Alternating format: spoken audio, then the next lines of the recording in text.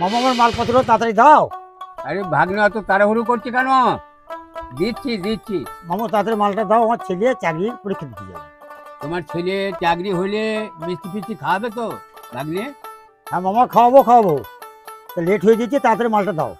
হ্যাঁ এই নাও, তাড়াতাড়ি চলে যাও, ছেলের পরীক্ষা দিয়ে আসবে, এলে মিষ্টি ফিষ্টি খাওয়াবে আমাদের।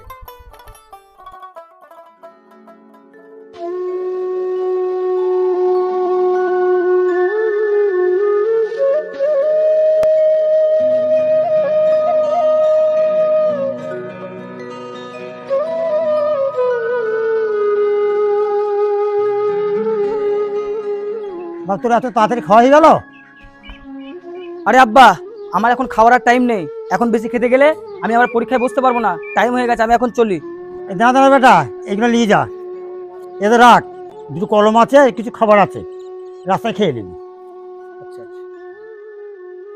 যা বাবা যা, আমি দোয়া করছি ভালোভাবে পরীক্ষাটা দিবি। আচ্ছা ঠিক আছে আব্বা, আমি তাহলে আসছি।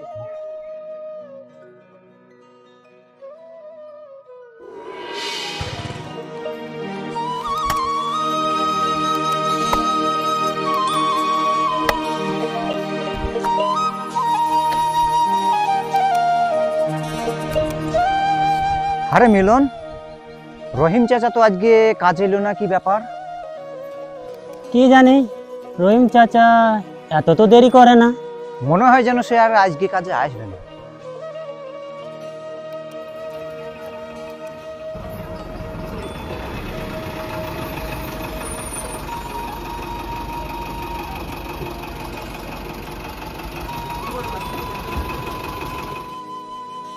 কিরে, তো তুই আজকে সবাই সব কাজে লেগে পড়েছিস?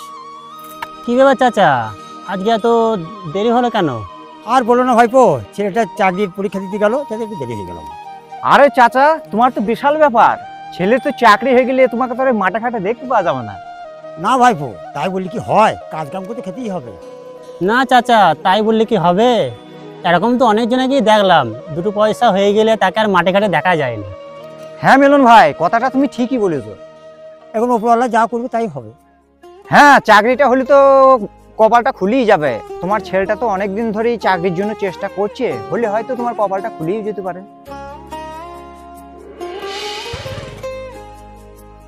সেলিম, এ সেলিম, বাড়িতে আছিস নাকি?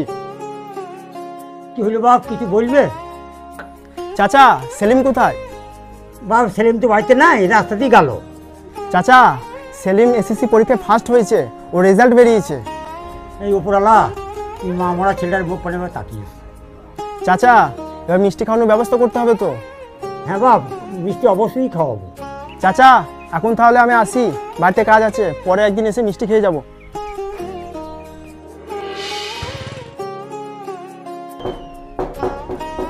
সেলিম শেখ বাড়িতে আছেন? কি দরকার? আপনার ছেলের নামে একটা চিঠি এসেছে। সেলিম দেখ তো বাপ, তোর নামে চিঠি এসেছে। হ্যাঁ হ্যাঁ, আমি যাচ্ছি।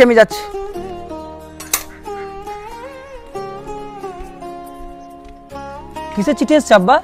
দেখ বাপ, এটা চিঠি একটা।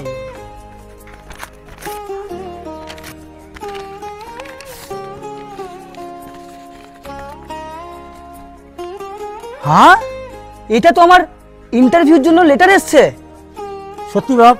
হ্যাঁ আব্বা, এই দেখো, তোমার ছেলে চাকরির ইন্টারভিউতে ডাক পেয়েছে, কালকেই যেতে হবে। বেটারে, আমার কি আনন্দ দিন আজ, কি করে তোকে আমি বুঝাবো। ঠিক আছে, তাহলে এখন আমি আসি।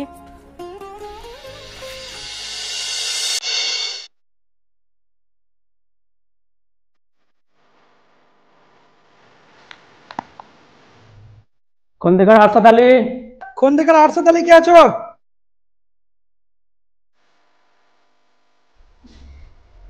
আরশাদ আলী, হ্যাঁ বসুন। তোমার ডকুমেন্টস গুলো দাও।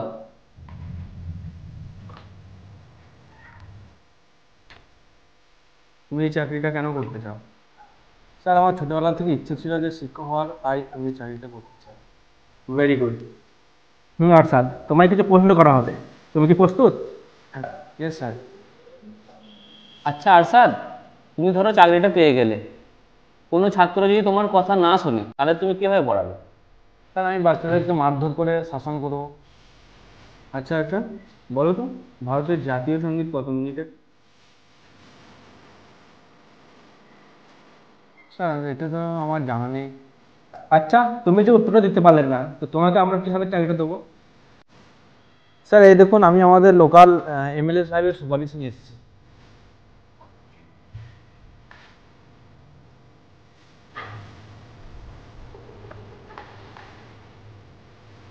না সেটা তুমি আগে বলবে তো, আগে বলোনি কেন? ঠিক আছে যাও এসো। ঠিক আছে স্যার, তাহলে আমি আসি।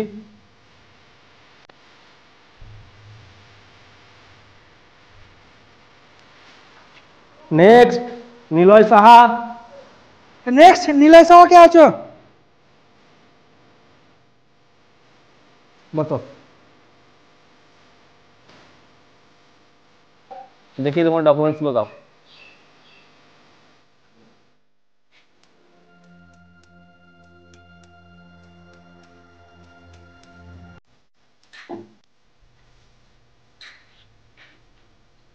আচ্ছা নিলয়, তোমায় কিছু প্রশ্ন করা হবে। হ্যাঁ স্যার, করুন। আচ্ছা নিলয়, তোমাকে আমরা চাকরিটা কেন দেবো? তোমার কি মনে হয় তুমি চাকরিটার জন্য যোগ্য? হ্যাঁ স্যার, আমি এই চাকরিটার জন্য যোগ্য। আচ্ছা, তুমি যে বললে তুমি চাকরিটার যোগ্য, তাহলে তুমি যে ইন্টারভিউ দিতে এসছো, তোমার একটা কমন সেন্স নেই? এটা কি ধরনের জামা? এই দেখুন স্যার, আমি শিক্ষামন্ত্রীর সুপারিশ নিয়ে এসেছি।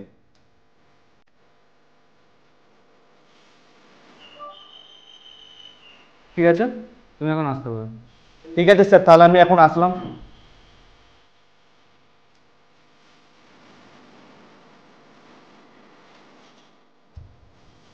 নেক্সট সেলিম শেখ।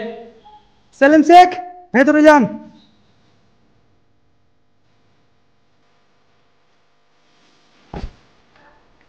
বসুন। দেখি সেলিম তোমার ডকুমেন্টসগুলো দাও তো।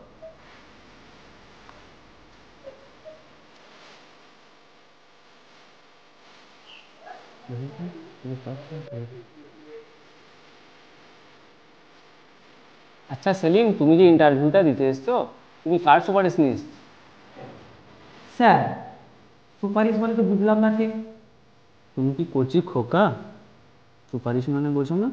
তুমি ইন্টারভিউ দিতে এসছো, জানো না এখন এটা ছাড়া চাকরি হয় না? না স্যার, আমি টাকা দিয়ে চাকরি কিনতে পারবো না। আমি নিজের যোগ্যতায় চাকরি করতে চাই। যোগ্যতা? তুমি জানো না এখন চাকরি পেতে গেলে টাকা লাগে, টাকা। এখন যোগ্যতা দিয়ে কিছু হয় না। আরে স্যার ছাড়ুন না স্যার, ছেলেটা ফার্স্ট র্যাঙ্ক করেছে, ছাড়ুন। ঠিক আছে, এখন তুমি আসতে পারো। ঠিক আছে স্যার, তাহলে আমি আসছি।